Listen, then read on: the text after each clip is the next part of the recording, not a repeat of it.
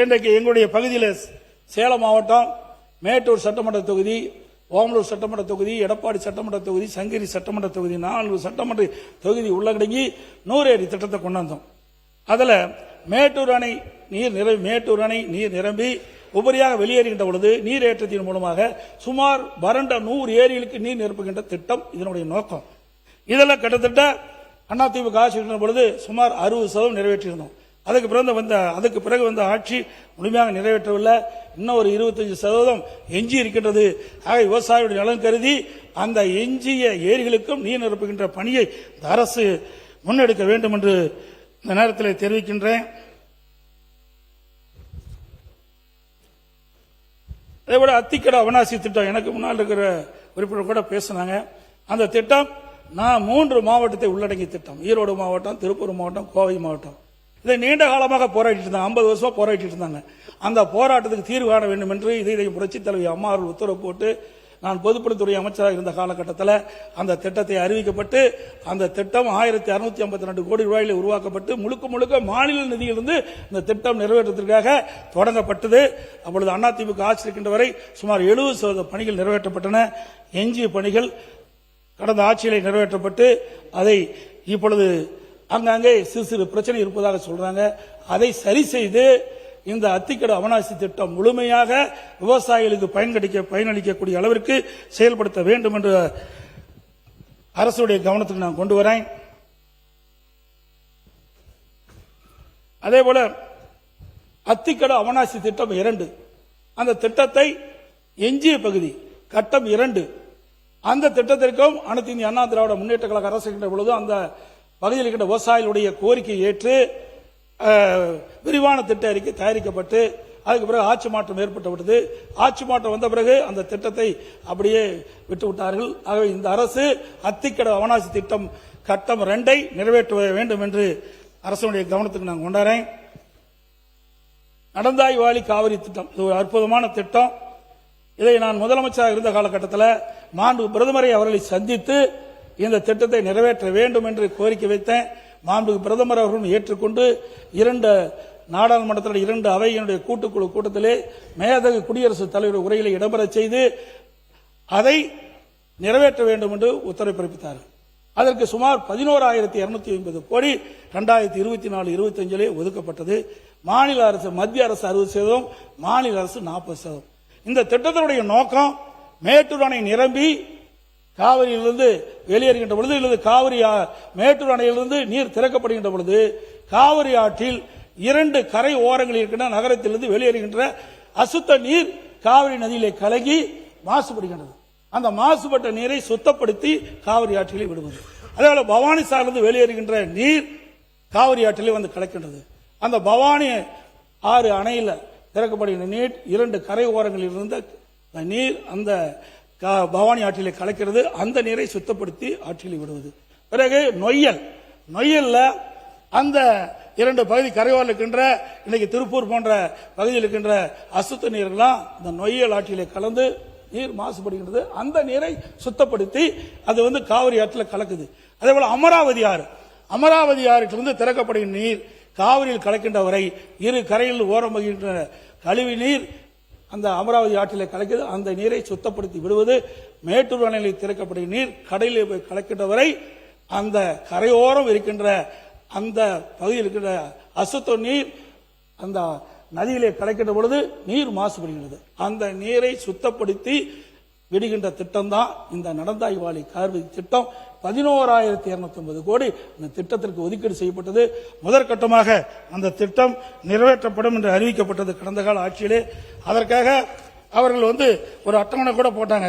இதில் முதற்கட்டமாக 934 கோடி மத்திய அரசு அனுமதி கொடுக்கப்பட்டது என்றும், கழிவுநீர் மேலாண்மை 577.151, ஆற்றின் முகப்பு மேம்பாடு 176.98 கோடி, ஆற்றின் மேற்பரப்பு தூய்மை 27 கோடி, திட்ட கழிவு மேலாண்மை 30.89 லட்சம், 30 கோடியே 89 லட்சம், காவிரி கிராமம் ஆற்றங்கரை ஊர்களின் பங்களிப்பு மற்றும் விழிப்புணர்வு பணிகள் 6 கோடி, இணையவழி கண்காணிப்பு 27.58 கோடி, கல்லணையில் அருங்காட்சி 36.70 லட்சம், பல்லுயிர் பாதுகாப்பு 52 கோடி.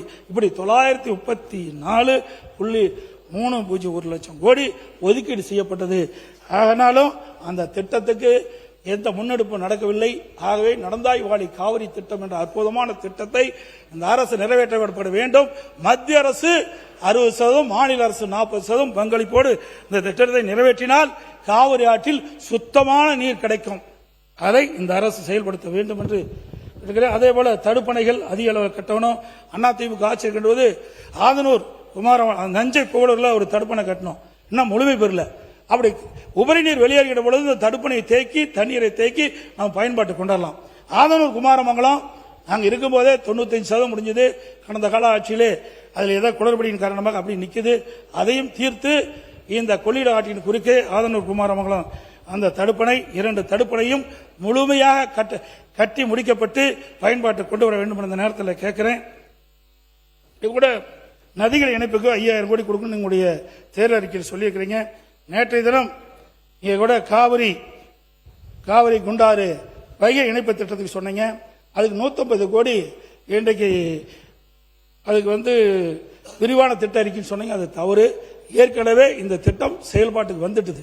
ஏற்கனவே விரிவான திட்ட அறிக்கை தயாரிக்கப்பட்டு இதற்கு சுமார் 14,000 கோடி நிதி தேவைப்படும் என்றும் அதுக்கு நிதி ஆதாரம் செயல்படுத்தப்பட்ட முழுக்க மாநில நிதியே செலவழிக்கப்படும் என்று அந்த திட்டத்துடைய நோக்கம். அந்த திட்டம் நானே நேரடியாக போய் துவக்கி வச்சேன். கிட்டத்தட்ட ரெண்டா பிரிச்சு 700 கோடி டெண்டர் வச்சோம். சிவகங்கை வரை நிலஎடுப்பு பணி முடிஞ்சது. அவை இதற்கு 150 கோடி ஒதுக்கி இருக்கிறீங்க. நீங்க நதிகள் இணைப்புக்காக 5000 கோடி ஒதுக்கப்படும் என்று உங்களுடைய தேர்தல் அறிக்கையிலே குறிப்பிட்டிருக்கிறீங்க. அதனால இந்த ஆண்டு இந்த திட்டம் நிறைவேறுவதற்கு 2000 கோடி ஒதுக்குங்க. ஏன்னா இந்த 5 மாவட்ட மக்கள் பயன்பெறுவாங்க. இந்த 5 மாவட்டம் வறட்சியான மாவட்டம். மேட்டூர் அணையிலிருந்து வெளியேறுகின்ற உபரி நீர் இன்றைக்கு அந்த பகுதியில் இருக்கின்ற மாயனூர் கட்டளை தடுப்பணையிலிருந்து திருப்பி விடப்பட்டு தினந்தோறும் 6000 கனஅடி இந்த கால்வாயின் மூலமாக 5 மாவட்டத்தில் இருக்கின்ற ஏரிகள் குளங்கள் நிரப்பப்பட்டு விவசாயிகளுக்கு பயனளிக்கின்ற திட்டம். இந்த திட்டத்திற்கும் தேவையான நிதியை நிதியமைச்சர் அவர்களும் நீர்வளத்துறை அமைச்சர்களும் ஒதுக்க வேண்டும். நீர்வளத்துறை அமைச்சர் வலுவான அமைச்சர். ஆகவே இதற்கு தேவையான நிதியை ஒதுக்கி விவசாயிகளுக்கு நன்மை செய்ய வேண்டும் என்று அன்போடு இந்த நேரத்தில் கேட்டுக்கிறேன்.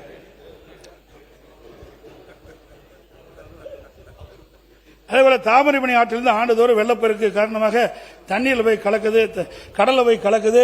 ஆகவே அந்த திட்டத்தையும் ஆங்காங்கே தடுப்பணை கட்டி தண்ணீரை தேக்கி நிலத்தடி நீரை உயர்வதற்கான நடவடிக்கை எடுக்க வேணும். அதுபோல கடலோர பகுதியெல்லாம் நீங்க பாத்தீங்கன்னா பேக் வாட்டர் அந்த உப்பு நீர் விவசாயிகளுக்கெல்லாம் பாதிக்கிறது. ரெகுலேட்டர் அமைச்சோம். எந்தெந்த இடத்துல ரெகுலேட்டர் அமைக்கணுமோ அங்க ரெகுலேட்டர் அமைக்க வேண்டும் என்ற நேரத்தில் கேட்டுக்கிறேன். அதோட கோவம் அடையாறு மேம்பாடு ஏற்கனவே செயல்பாட்டு இருக்குது. அதுக்கு ஆய்வு பணி மேற்கொள்ள வேண்டிய அவசியம் இல்லை. ஆகவே அதையும் விரைந்து செயல்பட வேண்டும் என்ற நேரத்தில் கேட்டுக்கிறேன். கோதாவரி காவிரி இணைப்பு இதை நீங்களும் அறிவிச்சிருக்கிறீங்க. நம்முடைய மாநிலம் நீர் பற்றாக்குறை மாநிலம். அண்டை மாநிலத்தை நம்பி நீருக்காக அண்டை மாநிலத்தை நம்பித்தான் இருக்கிறோம். கோதாவரி காவிரி இணைப்பு திட்டத்தை நிறைவேற்றினா கிட்டத்தட்ட 120 டிஎம்சி தண்ணி நமக்கு கிடைக்கும். அனைத்து இந்திய அண்ணா திராவிட முன்னேற்ற கழக அரசு இருக்கின்ற பொழுது இந்த திட்டத்தை நிறைவேற்றுவதற்காக பல முயற்சி எடுத்தோம். பாரத பிரதமரை சந்தித்து கோரிக்கை வைத்தோம். அவர்களும் ஏற்றுக்கொண்டு விரிவான திட்ட அறிக்கை தயாரிக்கப்படும் என்று ஒரு வாக்குறுதி கொடுத்தார்கள். அதன் பொருட்டு இங்கே ஆந்திரா கிட்டத்தட்ட தெலுங்கானா மாநிலம் ஆந்திரா மாநிலம் வழியாகத்தான் இந்த திட்டத்தை கொண்டாட முடியும். அதனால அங்க இருக்கின்ற தெலுங்கானா மாநிலத்தினுடைய முதலமைச்சரை அப்பொழுது இருந்த எங்களுடைய அமைச்சரை அனுப்பி அவருடைய சம்மதத்தை பெற்றோம். ஆந்திராவில் இருக்கின்ற முதலமைச்சரை சந்தித்து அவர்கள் வழியாக இந்த நீர் வருவதற்கு சம்மதத்தை பெற்றோம். ஆனால் ஆட்சி மாற்றத்துக்கு பிறகு அது அப்படியே நின்று போய்விட்டது. இப்பொழுது உங்களுடைய ஆட்சியிலே கோதாவரி காவிரி இணைப்பு திட்டம் நிறைவேற்றப்படும் சொல்லியிருக்காங்க. பாரத பிரதமரும் உறுதியளித்திருக்கிறாங்க. அண்டை மாநிலமான தெலுங்கானா ஆந்திரா ரெண்டுமே நமக்கு உதவி செய்வதாக தெரிவிச்சிருக்கிறாங்க. ஏன்னா நம்மள தென் மாநிலத்தைச் சேர்ந்த தென் மாநிலத்தில் இருக்கிறதெல்லாம் ஒருங்கிணைக்க வேண்டும் என்று அவர்கள் எண்ணுகின்றார்கள். இதையெல்லாம் பயன்படுத்தி கோதாவரி காவிரி இணைப்பு திட்டத்தை நிறைவேற்றுவதற்கான நடவடிக்கை மேற்கொள்ள வேண்டும் என்று இந்த நேரத்தில் கேட்டு இன்றைக்கு அனைத்து இந்திய அண்ணா திராவிட முன்னேற்ற கழக ஆட்சியில் நிறைய திட்டங்களை கொண்டாந்து நிறைவேற்றிருக்கிறோம். இன்றைக்கு 2011 2020 வரை 17 அரசு மருத்துவக் கல்லூரி மருத்துவமனை கொண்டாந்து ஒரே ஆண்டில் 11 அரசு மருத்துவக் மருத்துவமனை கொண்டாந்து சாதனை படுத்திருக்கிறோம். அதே போல 7 சட்டக்கல்லூரியை கொண்டாந்திருக்கிறோம். அந்த 21 பாலிடெக்னிக் கல்லூரி, 4 பொறியியல் கல்லூரி, 6 கால்நடை மருத்துவக் கல்லூரி, 40 கலை மற்றும் அறிவியல் கல்லூரி, இப்படி அதிகமான கல்லூரி திறந்ததின் விளைவுதான் இந்தியாவிலேயே உயர்கல்வி படிப்பதிலே முதல் மாநிலம் என்ற பெருமையை அதிமுக ஆட்சியிலே நாங்கள் பெற்றோம். மத்திய அரசு நிர்ணயிக்கப்பட்டது 2030 உயர்கல்வி படிக்கக்கூடிய அந்த எண்ணிக்கையை 2019-20 இலக்கை அடைந்த அரசு அதிமுக அரசாங்கம். அதேபோல மடிக்கணினி 50,32,000 பேருக்கு 52,35,000 பேருக்கு மடிக்கணினி கொடுத்தோம். அதெல்லாம் அறிவுபூர்வமான கல்வி நம்ம மாணவர்களுக்கு கிடைக்க வேண்டும் என்பதற்காக டெல்டா மாவட்டத்தை பாதுகாக்கப்பட்ட வேளாண் மனு கொடுத்தோம். காவிரி நீர் மேலாண்மை வாரியம் மற்றும் முறைப்படுத்தும் குழு 50 ஆண்டு காலமாக நடக்காத இருந்தது. காவிரி நதிநீர் பிரச்சனைக்கு சட்ட போராட்டம் நடத்தி அதுக்கு தீர்வு காணுவதற்கு நடவடிக்கை எடுத்தோம். குடிமராமத்து திட்டம் அற்புதமான திட்டம், விவசாயிகளுடைய கனவு திட்டம். கிட்டத்தட்ட பொதுப்பணித்துறையின் கீழே 14,000 ஏரிகள் இருக்குது. ஊராட்சியின் கீழ் 26 ஏரிகள் வருது. அதில் ஊராட்சி ஒன்றியத்தின் சார்பாக இருக்கிற ஏரி குளம் குட்டை எல்லாம் தூர்வாரப்பட்டது. விவசாயிகள் அந்த வண்டல் முனை இலவசமாக பயன்படுத்தினார்கள். அதே போல பொதுப்பணித்துறையில் சுமார் 6,000 ஏரிகள் இன்றைக்கு முழுக்க முழுக்க விவசாய பங்களிப்போடு அந்த திட்டத்தை நாங்கள் நடைமுறைப்படுத்தினோம். ஒன்று ஏரி ஆழமாச்சு, இன்னொன்று விவசாயிகள் அந்த வண்டல் மண் அவருடைய நிலத்துக்கு இயற்கை உரமாக பயன்படுத்து. அதனால் நல்ல விளைச்சல் விவசாயிகள் பெற்றார்கள். எஞ்சிய 8,000 பொதுப்பணித்துறை ஏரிகளும் நீங்க தூர்வார வேண்டும் என்ற இந்த நேரத்தில் கேட்டுக்கிறேன். அதோட விவசாயிகள் பம்பு செட்டுகளுக்கு 24 மணி நேரம் மும்முனை மின்சாரம் அதிமுக ஆட்சியில் கொடுத்தோம். இப்போ மும்முனை மின்சாரம் 16 மணி நேரம் கொடுப்பதாக தெரிவிக்கிறார்கள். அவை அதை 24 மணி நேரம் விவசாயிகளுக்கு தங்குதடையில்லாத மும்முனை மின்சாரத்தை வழங்க வேண்டும் என்ற இந்த நேரத்தில் கேட்டுக்கிறேன். மாண்பு நீர்வளத்துறை அமைச்சர் ஒன்று சொல்லணுன்றாங்க உங்களுக்கு.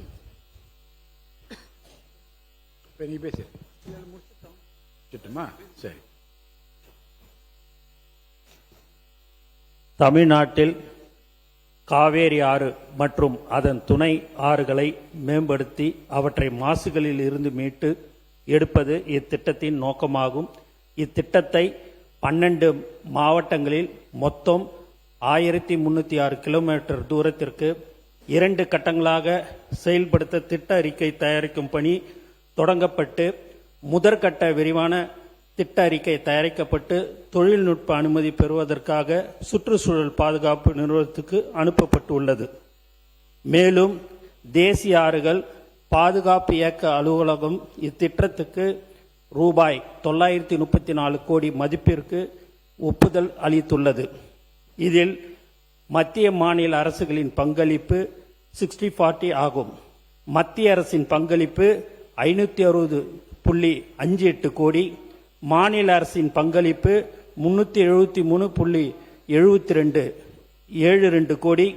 மேலும் 15 ஆண்டுகளுக்கான இயக்கம் மற்றும் பராமரிப்பு பணிக்கான செலவு ரூபாய் 377.98 கோடி மாநில அரசு முழுமையாக ஏற்றுக்கொள்ள வேண்டும்.